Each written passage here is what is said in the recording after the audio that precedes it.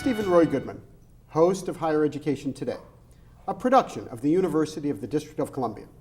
Welcome back to the education program that connects you to contemporary issues, people, and institutions involved in the world of higher education. Today, we'll be talking about the U.S. News College Rankings. Robert Morris is Director of Data Research for U.S. News & World Report.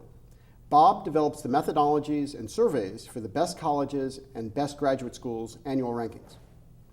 Ann Weeks is upper school head of the Salisbury School in Maryland. Ann has also been upper school director at Agnes Irwin and dean of academic life at Oldfield School. Welcome to both of you. Thank you, Steve. Thank you, Steve. Well, thanks for coming on. Bob, maybe if we could start with you.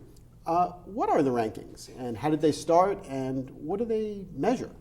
Well, the rankings started in 1983 and they were much less elaborate than they are today, and it was before the internet, so they were obviously weren't as accessible as they are today. And we're doing them for the same purpose back then as we are now, which was to provide information for consumers, and our main audience is prospective students and their parents. So that's who we're doing it for, and our intent is to just provide them with one tool to use in admissions and not to be the sole factor. And they're obviously become fairly prominent and visible since then. So in your mind, they're a consumer tool. Yeah, that's our intent is them to be a consumer tool. We're certainly totally aware that the higher education community is engaged with us and discusses the rankings, and the rankings are having an impact on them in various ways, but they're not the main audience. It's prospective students and their parents. Well, and you raise an interesting question about this in the terms of the higher education community, and as someone who's been in the higher education community for a long time, there is a lot of discussion about the rankings and whether or not the rankings rank colleges like we would rank a car or something else. And Ann, from your perspective, you've worked in a number of schools. Do your students look at colleges like they look at cars, like they look at other consumer goods, and how do they use the rankings? Well, I think, at least for the independent schools, I would agree with what Bob's saying, that it's one tool in the toolbox. I think what's fortunate in independent schools is that we have college counselors that's really their sole job. And so from actually as early as 7th and 8th grade, families are being educated in how to use the various tools that the media produces in making their decisions. So I think they tend to develop a more balanced view of, say, the weight of the rankings overall in the process. I'm not so sure that that's the case with the public sector that might not be getting that sort of focused guidance, because I know in the public schools, guidance counselors have many, many things on their plate, and college guidance isn't the sole focus.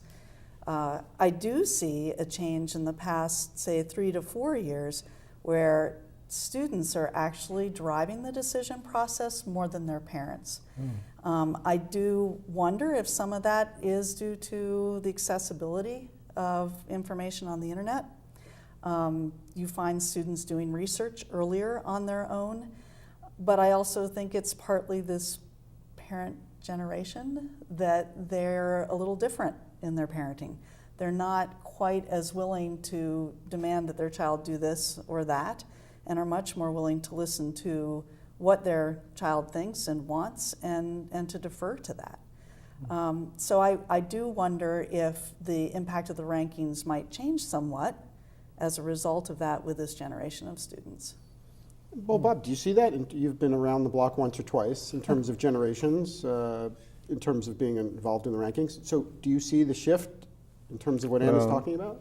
Well, I'm not as close to the individual students as Ann is, but I definitely agree on one of her points that there's a big difference between at public schools, and I would say that arguably what U.S. News has done is filled an information void, that more and more parents at public schools have had to do it themselves because of these loads.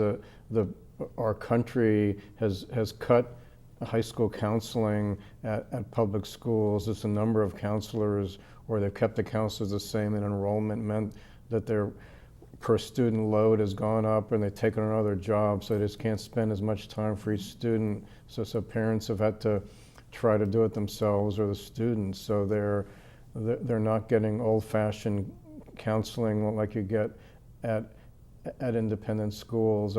I think students are used to using the internet and be getting more sophisticated and figuring things out themselves, and so I think they're probably more involved than they used to be. Well, in terms of what they're involved with, when a student reads U.S. News and World Report rankings, what do you want them to look at? Do you want them to look at the quality of the academic program? Do you want them to look at the academic resources or the financial resources of the institution? Do you want them to get a sense of what their future job prospects are going to be? Well, I mean, that's a very good question. I mean, I think there's a lot of different levels of it. I think there's definitely some students and parents who are just looking at the overall rank and are thinking, I want to go to schools, and these are good schools. We're hoping they're going to be more sophisticated than that, and they're going to use the data and that's linked in with the rankings as a way of guiding them into their decision. If they think admissions is important, they can use the data to see how they fall into a specific school, if the graduation or retention rate, so they can use the data to help them focus on what's important to them. I think one thing our rankings do, even though it's typically not talked about, is because we do all these different kinds of rankings, that we're not just focused on the elite schools, even though the elite schools got a lot of attention. I think we've raised the awareness and visibility of regional universities and regional colleges where the top students don't go, but are good choices for average students who don't have the credentials to get into top schools. So I think there's lots there to look at. In fact, probably the information on our website is probably overwhelming to a typical student and parents. So that in and of itself is we just let people go at it. Well, let's try to simplify this a little bit, Right. if we could. What would happen if I was an average high school student and I was interested in studying economics, and I want to get some information? And let's say I go to your school, Ann, you would counsel me, and how would you advise me, one, and then Bob, what would you like me to look at on the U.S. News website in terms of getting information about that economics department? Well, I think in the independent schools, it's an interesting question to answer, because advising just for a school with economics is probably not what you would do. Mm-hmm. You would begin with what the student's personality type is, their learning profile. You would talk with them about their interests outside of academics, and you would really look for a community that would be a good fit for them. And then, obviously, pay attention to what it is they might want to major in. And of course, in the back of our minds, we always realize that a student who is in 11th grade says that they want to study economics, but it's probably more than likely that that isn't what they'll end up majoring in. So you have to keep that in mind as well, and really develop a profile that would suggest, for instance, I might get a sense that they enjoy history, or maybe they're also a musician, and try to find a school that would allow some flexibility in what they would eventually do. So to actually look specifically for economics would probably not be the main focus. The one thing I would say, though, with teenagers now, what I find is that they're actually discovering information about schools in ways we never would have thought of. For instance, through Facebook. You know, they will explore photos of what students are doing at different schools. An example I might give is I had a young lady years ago who was trying to decide between a college outside of Boston and one in Atlanta. And ultimately, she made her decision based on the photos she saw posted on a social network in terms of what those students were doing in their free time. And she actually ended up choosing the school in Atlanta because those students were engaged in the community Whereas the school in Boston, they were all in rooms partying. And she knew that the Atlanta school fit what she was looking for beyond academics, that it was a better fit for her. And who would have thought that they would be that sophisticated? I had a student who actually found a blog that a student was keeping at College of Worcester about his biology major. And she read his blog, and that's what caused her to choose College of Worcester, because she was so interested in the connections he had with his professor and the research that he was able to do. So some of the deciding factors are coming from information sources that we're not producing. Right. Fair point. Yeah. Well, in terms of what U.S. News can offer, I think U.S. News doesn't really have evaluative information on majors. We do have rankings on undergraduate business and undergraduate engineering, which are two of the biggest majors or among the two biggest. So we do have evaluative information in terms of specific. In terms of economics, we could really only offer that you could search by major on our site, and then you could link that into a ranking. If you had the credentials to get into a top school, then you could see which of the top schools has economics, which almost all of them do.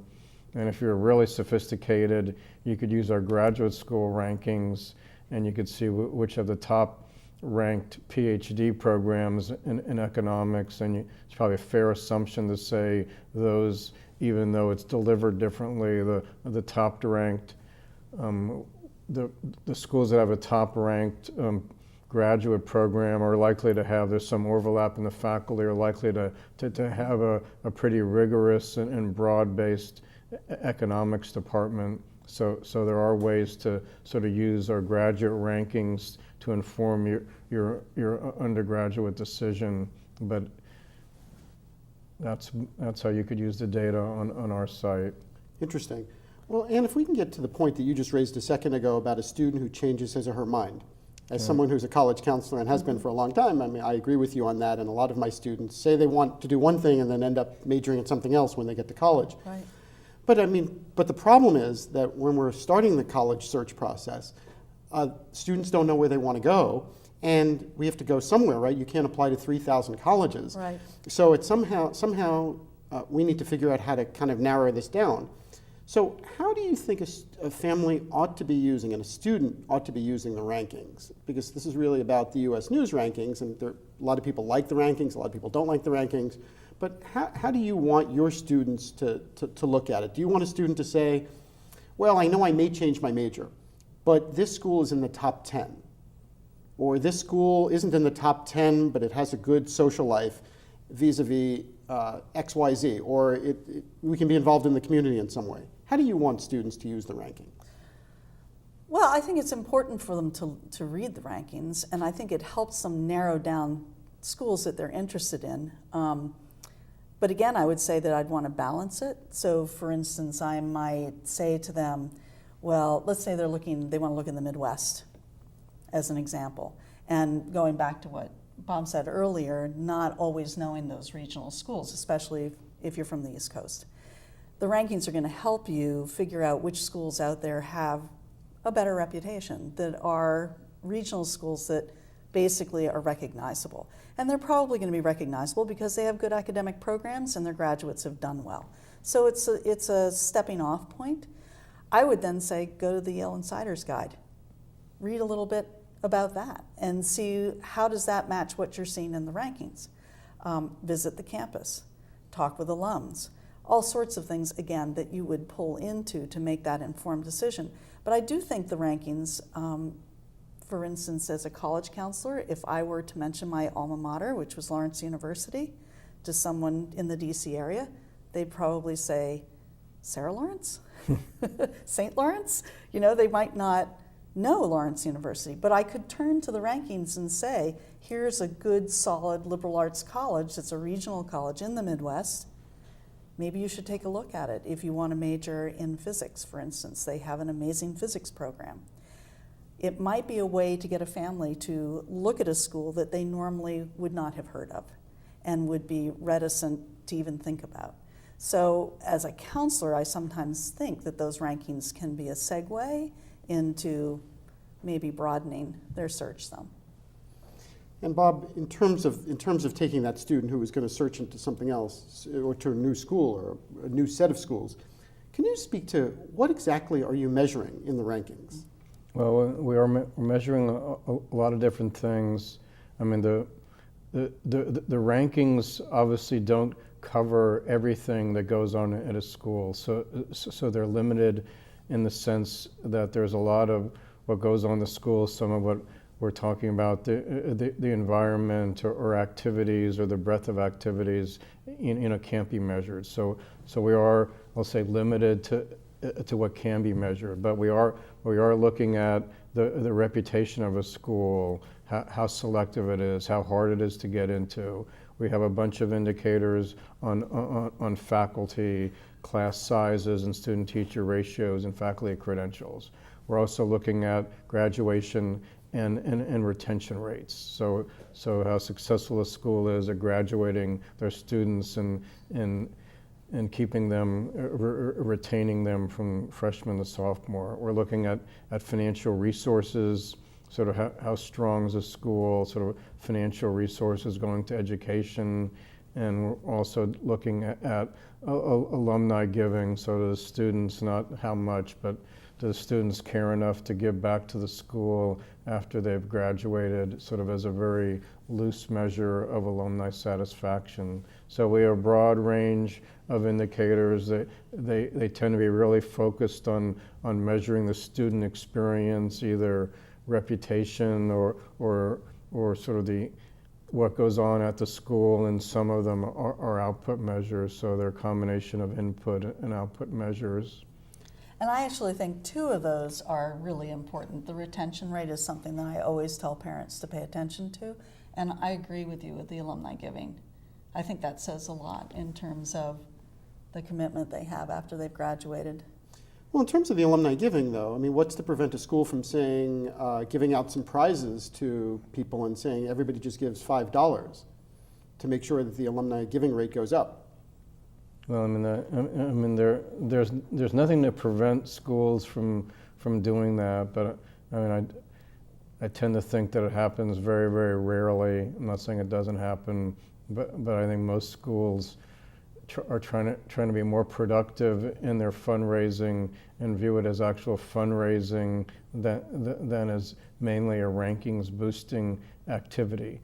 However, it is one of the uses of the rankings, which I didn't mention earlier. So the alumni fundraising, they do use rankings as either saying it'll help you in your rankings or as a validation.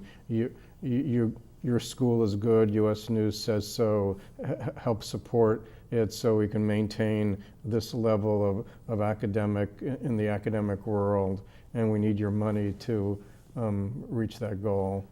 And I may be overestimating the sophistication of alums, but I would think that most alums understand that no matter what their level of giving is, whether it be $5 or $5,000, that the higher the percentage of giving at a school, the better their chances of winning grants and awards. And so even if you're giving $5, you know that you're investing in the future of the school in terms of the academic program.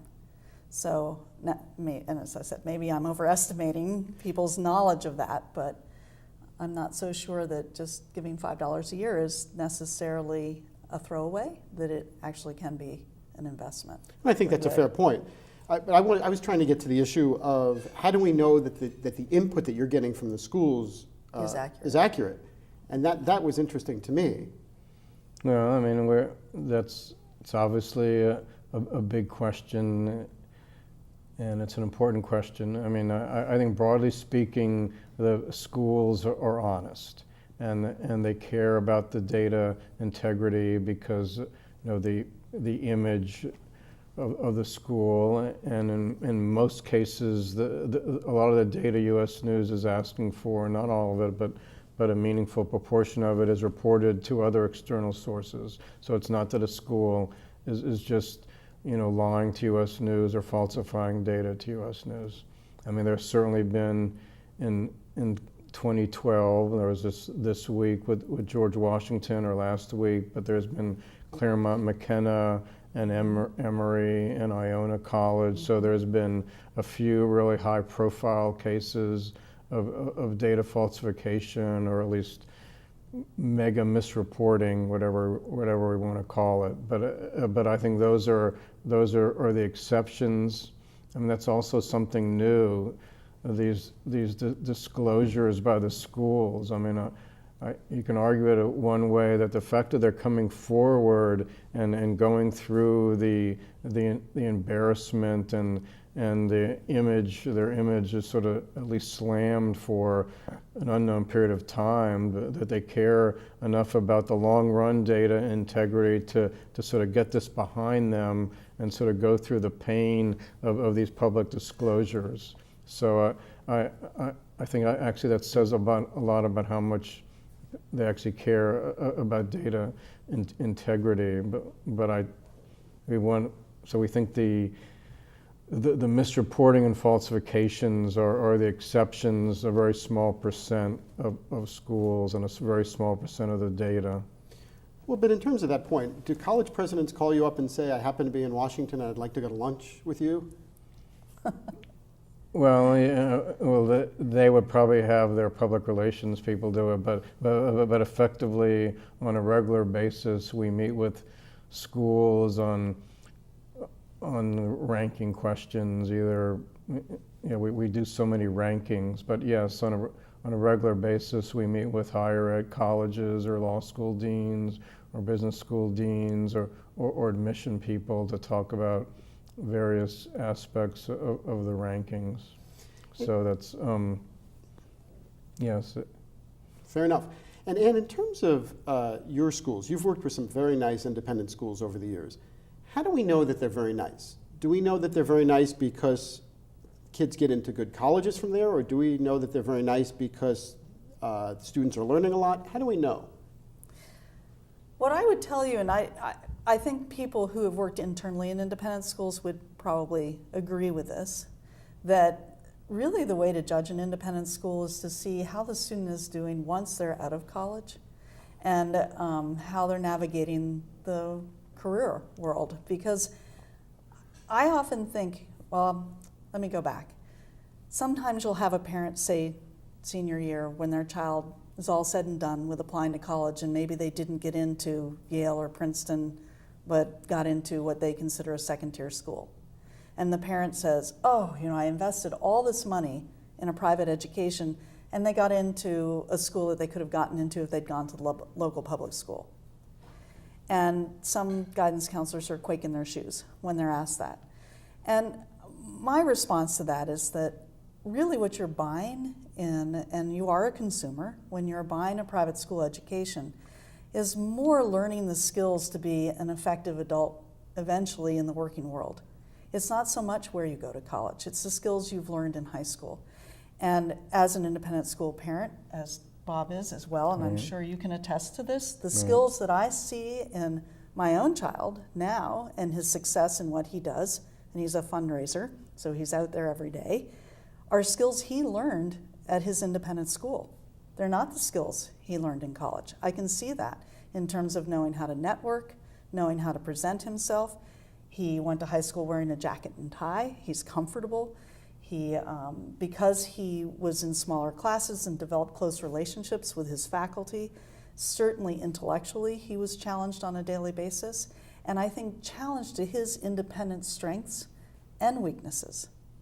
Whereas we were talking earlier, in a large public school, that's not always the case because just the pure volume of students that they're dealing with every day. So I feel as though the investment really is more in what they're learning day to day rather than the actual college they get into.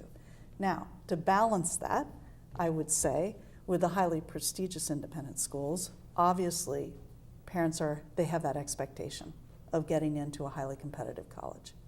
Sometimes it happens, sometimes it doesn't. We all know with Harvard, as they say, if they used a lottery, they could fill their class with students who are just as capable as the ones that they choose. through their admission process. Fair enough. We only have a minute or two left. Where do you see the rankings going in the future? Bob, where do you see the rankings going in the future? Hopefully we'll have time for 2 comments, but if not, Anne, where would you like the rankings to go?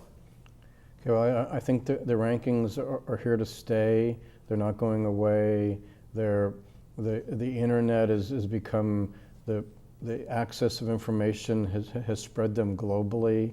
I think that's proof by the U.S. News rankings have become the main source of information in East Asia. Chinese are sending large numbers of students to the U.S.